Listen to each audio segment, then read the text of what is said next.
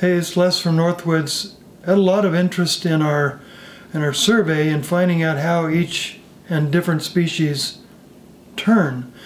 So what we're going to start today with is big leaf maple. Big leaf maple is what predominantly we have here in the Northwest. We have burl big leaf maple.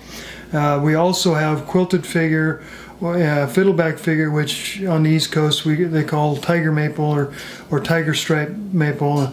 Fiddleback generally refers to the idea that they use that kind of material, or the fiddleback, for the back of a violin or a guitar. We also have a quilted figure, which is I think probably my favorite of all the figures in all the woods that I've seen. But that's my own bias. So you'll notice this particular bowl is big leaf maple. It's actually, if you look at the growth rings, it's somewhat rift sawn, but also part of it is actually quarter sawn, meaning that the growth rings are going 90 degrees from the surface of the top of the bowl and the bottom of the bowl. This particular piece, if you look real closely, you'll see that it actually has oblonged a little bit and moved.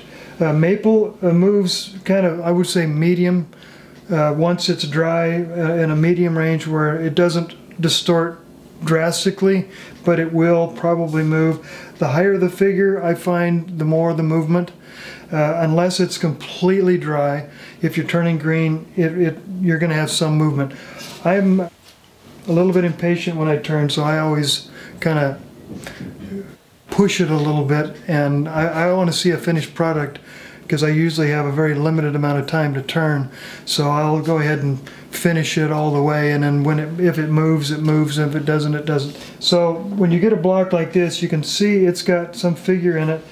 This particular bowl, it's kind of a similar figure. If you can see the kind of a curly aspect. This is probably from my guess would be some kind of a crotch area or a tension area that caused that kind of figure. This bowl, or this block, is very dry, so I would expect it to move less than this bowl did. As far as turnability, this big leaf maple is soft enough that it actually will tear out some, but usually not so bad that you can't sand it out pretty well. It works wonderfully, especially with sharp tools. You can see that this particular one doesn't have any tear out on it.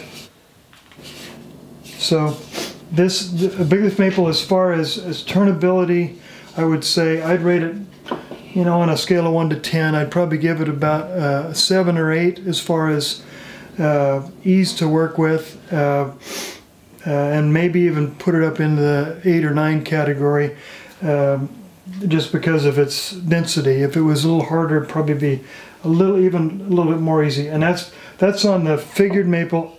Other than maple burl. Maple burl I would put maybe 9 or 10 because the grain pattern is so random. It doesn't have a specific end grain. It's like either it's all in grain or it's all long grain, and it's so confused that it doesn't know what to do, probably. So it tends to be a lot more forgiving. This particular bowl is a maple burl. This would be how it would grow. These pins would be on the vertical side of the burl. These rays will go back towards the center of the tree. So with burl, you can get two different looks. Like I said, a vertical cut this way, or a horizontal cut this way, where you get more rays. This particular bowl is a cast of acrylic cast onto a piece of maple burl, and you'll see that the eyes, or the pins that show from a vertical cut on the outside of the burl, which would be the same as this figure like that. So I would say that maple burl is very easy to turn. Again, like any other, you need sharp tools and need to turn it fairly quickly. Now, in turning a a natural edge bowl like this, there's several things you want to pay attention to. One is you want to finish the outside completely to get it exactly the way you want it. I'd even sand it if it was me, because what happens on these natural edges, they have a tendency to want to move as you're actually cutting them, especially if they're green. If they're dry, not quite so much, but if it's green especially, you want to finish as you go. These pins and these edges are very sharp. You want to make sure you keep your fingers out of the way. I know that from experience, unless you want a nasty little abrasion.